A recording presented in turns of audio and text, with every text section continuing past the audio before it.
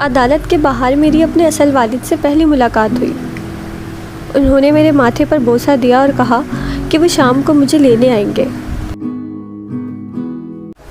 आज जब घर वापस लौटी तो अजीब उदासी का सा माहौल था।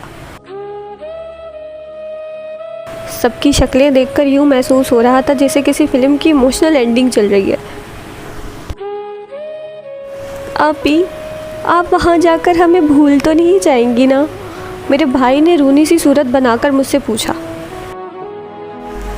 ये सूरत हाल देख के मेरा दिमाग घूम गया और मैंने जवाब दिया, चुप, बिल्कुल चुप। भूल तो नहीं जाएंगी ना? याद रखने वाला ऐसा कौन सा कारनामा किया है तुमने? जब देखो मेरी चुगलियाँ करते रहते थे। अब ज़्यादा इमोशनल होने की ज़रूरत नहीं है। भाई की डांट लगाने के बाद माहौल थोड़ा सा नॉर्मल हो गया। शाम को मेरे असल वालिद अपनी बड़ी सी गाड़ी में मुझे लेने फ्लैट पहुँचे। फिर सब घर वालों ने इनसे मुझे मेरे नए घर तक छोड़कर आने पर इसरार किया, क्योंकि उन्हें अब भी मेरे असल वालिद पर शक था कि कहीं ये मुझे मारकर दरिया में न बहा दे। खैर, मेरे वालिद ने किसी किस्म का कोई एतराज़ नहीं किया और फिर हम सब मेरे नए घर की जानिब रवाना हुए। जैसे जैसे गाड़ी फ्लैट से दूर होने लगी, मेरी आंखें अपने बचपन की यादों से नम होना शुरू हो गई। वो बचपन जो मैंने यहाँ गुजारा था। लेकिन फिर मेरे दिल ने मुझसे कहा कि यार Parishay, why are you getting emotional? मेरी सोचों में सफ़र गुजरने का पता ही ना चला और एक गाड़ी एक आलीशान बंगले के गेट पर आकर रुकी। सभी घर वालों को एक बड़े से ड्राइंग रूम में बिठाया गया और खूब खातर तवाज़ा की गई। लेकिन फिर सबके वापस लौट जाने की घड़ी आई। सब आंखों में नमी और चेहरे पर उदासी लिए मुझसे इस तरह मिले कि जैसे मैं इस दुनियाए फ़ानी से कूच करने वाली हूँ। सबके चले जाने के बाद मेरे वालिद ने मुझे एक लड़की से मुतारफ़ कराया। बेटा, ये सारा है, आपकी पर्सनल मेड। आपको किसी भी चीज़ की ज़रूरत हो तो आप इनसे कह सकती हैं। अब तक तो अपना काम करवाने के लिए पहले बहन भाई की मुलाजमत करनी पड़ती थी, लेकिन अब मेरे पास अपनी ज़ाती मुलाजमत थी। अंदर से ना रिच वाली फीलिंग्स आने लगी कि तभी मेरे वालिद ने इससे कहा कि मेरी बेटी थक गई होगी, इन्हें इनके कमरे में ले जाओ। OMG, मेरा कमरा, यानी मेरा पर्सनल रूम, जिसकी मैं हमेशा से ख्वाहिशमंद थी। और जितनी मैंने तवक्का की थी, मेरा कमरा उससे कई ज़्यादा बड़ा और खूबसूरत था। एक लम्हे को तो मुझे यकीन ही नहीं आया कि मेरा कमरा है और मैंने हैरानी से सारा से पूछा, क्या वाकई ये मेरा कमरा है? और उसने सर हिलाकर हामी भर दी। अगले ही लम्हे दिल ने कहा कि परीशे, काम डाउन, ये क्या सोचेगी तुम्हारे बारे में? फिर मैंने अपने जज्बातों को काबू करते हुए कमरे का जायज़ा लेना शुरू किया, जहाँ मेरी सहूलत की हर चीज़ मौजूद थी। इसके अलावा कमरे में मौजूद अलमारी महंगे से महंगे कपड़ों से भरी पड़ी थी। क्या ये सब भी मेरे लिए है?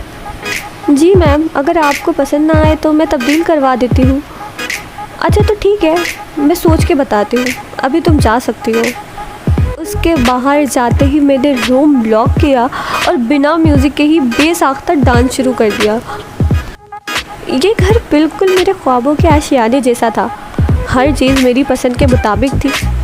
अपने अमीर होने के इतने भरम तो मैंने कॉलेज में भी नहीं मारे थे, जितना कुदरत ने मुझे अमीर कर दिया था। हर वो ख्वाहिश जिसका मैंने कभी इजहार भी ना किया था, आज हकीकत के रूप में मेरे सामने थी। लेकिन सब कुछ होने के बाद भी कुछ दिनों से मैं एक अजीब सी कैफियत का शिकार थी। यूँ लग रहा था जैसे किसी चीज़ की कमी हो। रोज़ AC की ठंडक पे लेटकर सोचती कि किस चीज़ की कमी है। सब कुछ तो है मेरे पास, सुकून से सो सकती हूँ, न बिजली जाने की फ़िक्र है न शाम के बर्तन धोने की। फिर अचानक से याद आया कि पहले कैसे लाइट जाने पर भाई बहनों के साथ गप्पे मारा करती थी। अचानक से एहसास हुआ कि मेरी खुशी इस नर्म मुलायम बिस्तर पर खामोश और पुरसकून माहौल में नहीं, बल्कि एक ही बेड पर तंग होकर बहनों की सरगोशियों के बीच सोने में थी। उस रात मैं अपनी ही सोच की गहराइयों में डूब गई और अगले रोज़ मैंने नाश्ते के दौरान वाली साहब को अपने दिल का हाल बयान कर दिया। कि सब कुछ इस कदर आसानी से हासिल हो गया मानो किसी ने किसी लिफ्ट में बिठाकर पहाड़ पर चढ़ा दिया हो। इस अमल ने मुझे बेचैन कर रखा है क्योंकि मैं अपने हिस्से के स्ट्रगल की कमी महसूस कर रही हूँ। इसके अलावा वो लोग जिन्होंने मुझे अपना समझकर मेरी परवरिश की, जिन्होंने अब तक मेरी हर ज़िद को पूरा किया, मुझे इतना प्यार दिया, आज मैं एक खून के रिश्ते की वजह से उन मोहब्बतों के रिश्तों से दूर नहीं रहना चाहती। वालिद साहब ने मेरी पूरी बात बड़ी तवज्जो से सुनी और फिर कहा, जानती हो, मेरी इस कामयाब ज़िंदगी की इब्तिदा भी बहुत स्ट्रगल करके हुई थी, जिससे मैंने बहुत कुछ सीखा। और आज तुम्हारी ये बातें सुनकर मुझे फ़ख्र है कि मेरी औलाद भी सब कुछ अपने बल पर हासिल करना चाहती है। बेटा, मैं तुम्हारे हर फैसले में तुम्हारे साथ हूँ और तुम अपनी मर्ज़ी से जहाँ रहना चाहो वहाँ रह सकती हो। तुम पर किसी किस्म की कोई पाबंदी नहीं। मुझे खुशी हुई है जानकर कि तुम अपने हिस्से का स्ट्रगल करना चाहती हो। इससे तुम्हें बहुत कुछ सीखने को भी मिलेगा। I am proud of you. अगले रोज़ इन्हें बिज़नेस के सिलसिले में दुबई जाना था और वो आज का दिन मेरे साथ गुजारना चाहते थे। अब मैं बड़ी शान से अपने वालिद के साथ इनकी गाड़ी में बैठकर एक 5 स्टार होटल में लंच के लिए गई, जहाँ जाने के अब तक सिर्फ मैं ख्वाब देखा करती थी।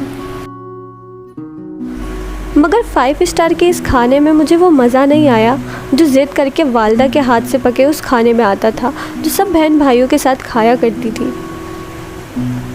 आज मैंने एक और बात सीखी कि जो चीज़ इंसान को हासिल हो उसे उसकी कदर नहीं होती, लेकिन जो चीज़ उसे मैसर ना हो वो हमेशा उसी के पीछे भागता है। लंच के बाद वालिद साहब मुझे शॉपिंग पर ले गए, जहाँ मैंने पूरे साल की शॉपिंग एक साथ ही कर ली। फिर वालिद साहब की फ़्लाइट का वक्त करीब आ गया और मैंने इन्हें एयरपोर्ट पर सी ऑफ किया। उन्होंने बड़ी शफ़क़त से मुझे गले लगाकर प्यार किया। इस बार उनकी शफ़क़त मेरे रगो पे में उतरती महसूस हुई। एयरपोर्ट पर मेरी मुलाकात आयशा से भी हुई, जो अपने कज़न्स को सी ऑफ करके वहाँ पर मौजूद थी। उसने मुझे मेरे वालिद के साथ वहाँ देख लिया था। मेरी उससे मुख्तसर से मुलाकात हुई और उसके बाद मैं सीधी अपने घर निकल गई। वालिद से बिछड़ने की उदासी और घर वालों से मिलने की खुशी के मिले जुले जज्बातों के साथ हाथों में ढेरों शॉपिंग बैग्स लिए मैंने फ्लैट की बेल बजाई। मेरी छोटी बहन ने दरवाज़ा खोला और मुझे देखकर उसका चेहरा खिलखिला उठा। अंदर आई तो देखा कि घर में एक बेजान सा माहौल था। चारों तरफ उदासी सी छाई हुई थी, शायद मेरे जाने की वजह से। फिर घर के इस बेजान से माहौल में थोड़ी सी जान डालते हुए मैंने बड़े स्टाइल से कहा, आई एम बैक। फिर तो जैसे इस घर की खोई हुई रौनक वापस आ गई। हंसी मजाक की शुरुआत हो गई, शुगल मेला लग गया। मुझसे बिछड़ जाने के गम में इन सब के मुरझाए हुए चेहरे फिर से खिलखिला उठे। मैंने तमाम शॉपिंग बैग्स खोलकर तहाइफ सब लोगों में बांट दिए। हर एक की खुशी द्विगुनी हो गई। इतने दिनों के बाद आज फाइनली मैं चैन से सो पाई। फाइनली लाइफ वापस अपने तसलसल में आ चुकी थी और अब बस एक ही चीज़ बाकी थी, ईद मिलन पार्टी। कॉलेज में मेरी गैर हाजिरी के अरसे में अलीज़ा की दोस्ती सिदरा से हो गई थी, जिसका मतलब ये था कि सिदरा ने इसे मेरे मिडिल क्लास होने का बता दिया था और इन दोनों ने पूरी क्लास को मेरे ख़िलाफ़ खूब पट्टियाँ पढ़ाई कि मैं कितनी बड़ी शेखी बाज हूँ। वैसे इनकी ये बातें सच ही होती अगर मेरा झूठ सच ना हुआ होता। इन दोनों का मानना था कि मैं अपना झूठ कायम रखने के लिए कोई ना कोई बहाना कर दूँगी और पार्टी में नहीं आऊँगी, और अगर आई भी तो इनकी नज़र में मेरी वो हकीकत सबके सामने वाज़ेह हो जाती जो मैंने छुपाई थी। अब ईद मिलन पार्टी वाले दिन एक शानदार सी गाड़ी से इंतहाई खूबसूरत और महंगा तरीन लिबास ज़िब्तन किए मैंने जो ही अपने कदम बाहर निकाले तो मुझे देखकर अलीज़ा और सिदरा को 100 वाट का शौक़ लगा। फिर मेरे आसपास मेरी सहेलियाँ जमा हो गई। Wow Parishay, looking so beautiful, gorgeous जैसे जुमले मेरे कानों से टकराए। मैंने बड़ी मुश्किल से अपने जज्बातों को काबू किया। इतना सब कुछ देखने के बाद भी सिदरा और अलीज़ा पास निकली और उन्होंने मुझे तंज किया कि हमें तुम्हारी हकीकत मालूम हो चुकी है बाय द वे। जिसका जवाब आयशा ने कुछ इस तरह दिया, मैं उसे उसके डैड के साथ एयरपोर्ट पर देख चुकी हूँ बाय द वे, तो लोग अपनी झूठी कहानियाँ अपने पास रखो। She is not in your range. उस दिन के बाद मेरा झूठा तारुफ सच में बदल गया और इस तरह हुआ a lie become true।